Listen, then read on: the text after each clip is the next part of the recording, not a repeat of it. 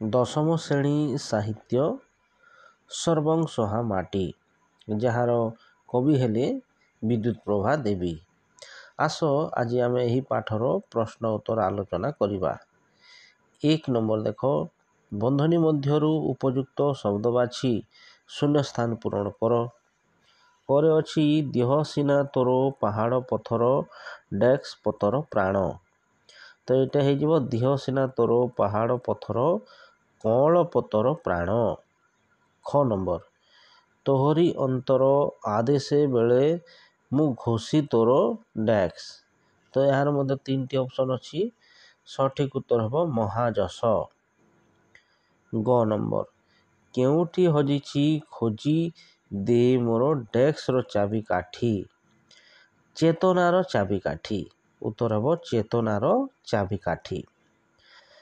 ତାପରେ ଘ ନମ୍ବର ଦେଖ, ଅମାପ ଧରି ଜୁଁ ଦେ ଟିକେ ମୋତେ ଡେସ୍କ ହେଉ ମୋର ଛାତି। ନିଦା ହେଉ ମୋର ଛାତି। ଉତ୍ତର ହେବ ନିଦା।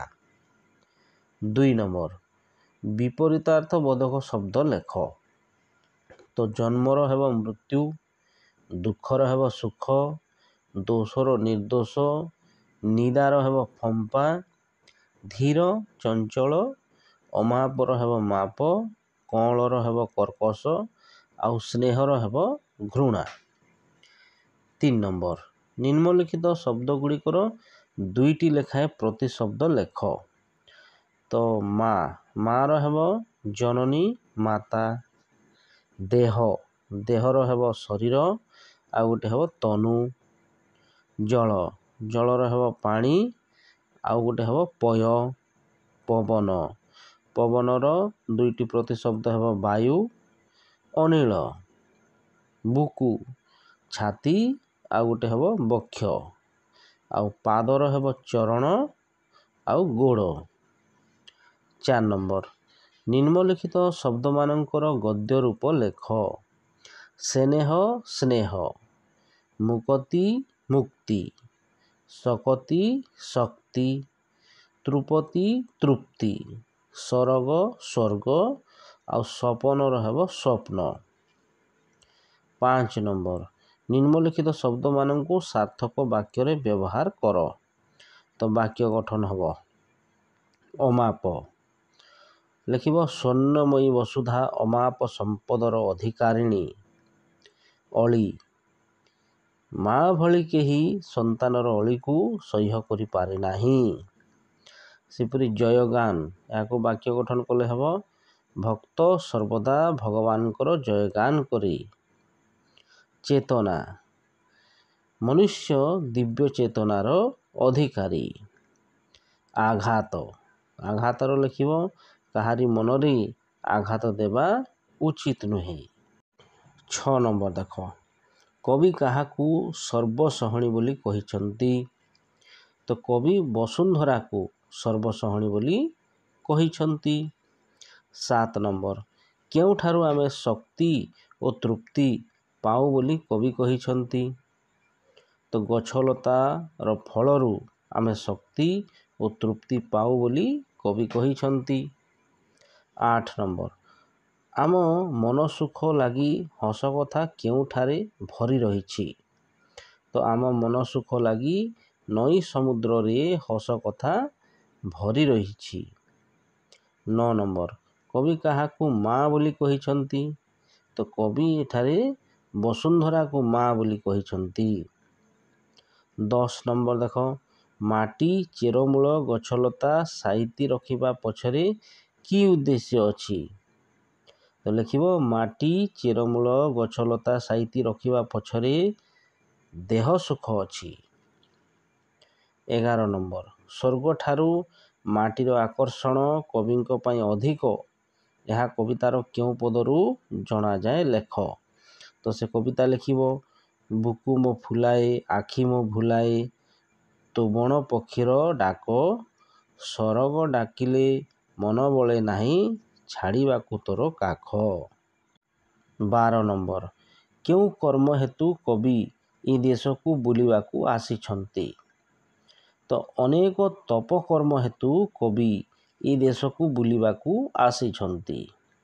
13 ନମ୍ବର, ମାଟିର ମହାଯଶ ଘୋଷିବାକୁ କବି କାହାଠାରୁ ଆଦେଶ ପାଇଛନ୍ତି? ତ ମାଟିର ମହାଯଶ ଘୋଷିବାକୁ କବି ମାଟି ମାଆର ଆଦେଶ ପାଇଛନ୍ତି।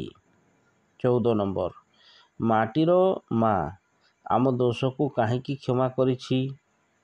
ତ ମାଟିର ମା ତାର ନିଜ ଛୁଆ ବୋଲି ଆମ ଦୋଷକୁ କ୍ଷମା କରିଛି। ଆଉ 15 ନମ୍ବର ଦେଖ, ବଣ ପକ୍ଷୀର କାକ ଶୁଣି ଦେହରେ କି ଭାବ ସୃଷ୍ଟି ହୁଏ? ତ ବଣ ପକ୍ଷୀର ଡାକ ଶୁଣିଲେ ଆନନ୍ଦରେ ଛାତି ଫୁଲି ଉଠେ ଏବଂ ଆଖି ବାସ୍ତବତା ଭୁଲିଯାଏ। ଏହାପରେ ଅଛି ସରଳାର୍ଥ। ଜନମ କାଳୁଜେ ଦେହେ ତ ଆଘାତ, କେତେ ନ ଦେଇଛି ମୁହିଁ, ନିଜ ଛୁଆ ବୋଲି ସବୁ ଦୋଷ ସିନା, କ୍ଷମୀ ଅଛୁ ଏହା ତୁହି। ତ ଏହାକୁ ଲେଖିବ ଯେ ଜନମ ... ତୁହି। ତାପରେ ଲେଖିବ ସଂସ୍କୃତ ପଦ୍ୟାଂଶଟି ସର୍ବଂସହା ମାଟି ଶୀର୍ଷକ କବିତାରୁ ଆନିତ। ଆଲୋଚ୍ୟ ପ୍ରସଙ୍ଗରେ କବି ବିଦ୍ୟୁତ୍ ପ୍ରଭା ଦେବୀ ମାଟି ମାଆର ସହନଶୀଳତାର ପରିଚୟ ପ୍ରଦାନ କରିଛନ୍ତି। ତାପରେ ଲେଖିବ ଯେ ମାଟିକୁ ମା ସହିତ ସମ ରୂପରେ ମୂଲ୍ୟାୟନ କରି କବି ତାହା ପ୍ରତି ନିଜର ଆବେଗଶୀଳତାକୁ ପ୍ରକାଶ କରିଛନ୍ତି। ସେହି ମାଟି ମା କବିଙ୍କର ନାନା ଅଳି ଅର୍ଦ୍ଦଳି ସହ୍ୟ କରିଛି। ଜନମ କାଳରୁ କବି ତା ଦେହରେ କେତେ ଆଘାତ ଦେଇଛନ୍ତି। ନିଜର ଛୁଆ ମନେକରି ମାଟି ମା ସେ ସବୁକୁ ସହ୍ୟ କରିଛି। କବିଙ୍କର ସବୁ ଦୋଷକୁ ମଧ୍ୟ ସେ କ୍ଷମା କରିଛି। ଆଉ ଶେଷରେ ଲେଖିବ ପ୍ରସଙ୍ଗଟି ଶିକ୍ଷାମୂଳକ ଓ ବାସ୍ତବ ଧର୍ମୀ। 17 ନମ୍ବର ଦେଖ, ଅମାପ ଧରି ଯୋଉ ଦିଏ ଟିକେ ମୋତେ, ନିଦା ହେଉ ମୋର ଛାତି, ନିଜେ ଦୁଃଖ ସହି ଏ ଜଗତ ପାଇଁ ଲାଗି ପଡ଼େ ଦିନ ରାତି। ଏହାକୁ ଲେଖିବ ଅମାପ ... ରାତି।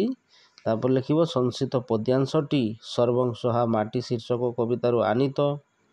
ଆଲୋଚ୍ୟ ପ୍ରସଙ୍ଗରେ କବି ବିଦ୍ୟୁତ୍ ପ୍ରଭା ଦେବୀ ମାଟି ମାଆର ଧୈର୍ଯ୍ୟଶୀଳତାର ପ୍ରଶସ୍ତି ଗାନ କରିଛନ୍ତି। ତାପରେ ଲେଖିବ ମାଟି ମା ସର୍ବଂସହା, ସେ ସମସ୍ତଙ୍କୁ ସମ ସ୍ନେହ ପ୍ରଦାନ କରେ। ସେହି ମାଟି ମାଆଠାରେ କବି କେତେ ଅଳି ଅଝଟ କରିଛନ୍ତି, କେତେ ଆଘାତ ଦେଇଛନ୍ତି, ତଥାପି ସେ ସବୁକୁ ସେ ମନରେ ନ ଧରି ରୋଷ ନ କରି କ୍ଷମା କରିଛି। ସେହି ମାଟି ମା ଅସୀମ ଧୈର୍ଯ୍ୟର ଆଧାର। କବି ତାଠାରୁ ଧୈର୍ଯ୍ୟ ପାଇଁ ଯାଚନା କରିଛନ୍ତି। ନିଜେ ଦୁଃଖ ସହି ଜଗତ ପାଇଁ ହିତକର୍ମ କରିବାକୁ କାମନା କରିଛନ୍ତି। ଶେଷରେ ଲେଖିବ ପ୍ରସଙ୍ଗଟି ଶିକ୍ଷାମୂଳକ।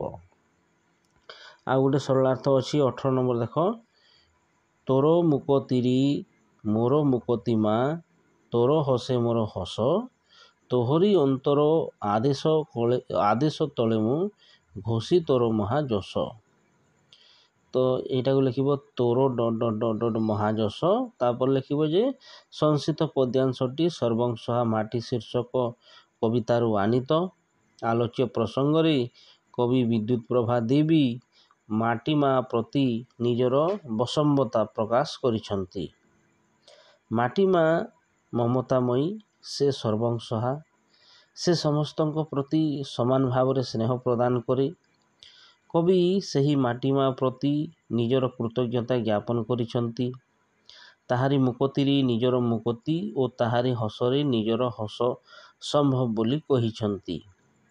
ସେହି ମାଟି ମାଆର ଅନ୍ତରର ଆଦେଶରେ ସେ ଚଳିବା ସହିତ ତାର ମହାଯଶ ଘୋଷଣା କରୁଥିବା କଥା କହି ନିଜର ବଶମ୍ବତା ପ୍ରକାଶ କରିଛନ୍ତି।